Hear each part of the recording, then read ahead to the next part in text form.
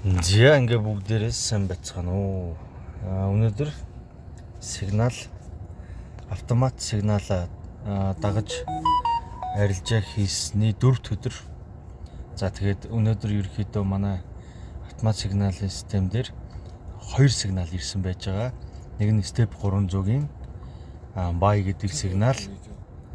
Нөгөөх нь step 500-ийн buy гэдэг сигнал. За ийм 2 сигнал ирсэн байж байгаа. Хоёулын дээр нь ороод ашиг аваад гарсан. За ашигын хувьд бол өнөөдөр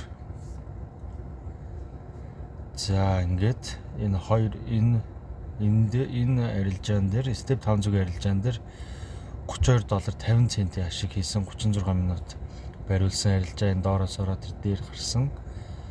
За тэгээд step 300 дээр бол ийм ашиг хийсэн $11.10 ашиг хийсэн байж байгаа. За нийтдээ $43.60 ашигыг хийсэн байна. Ингээд нийтдээ $90-оос 4 өдөр сигналаа дагаж арилжаа гээд $145 ашиг авсан байна.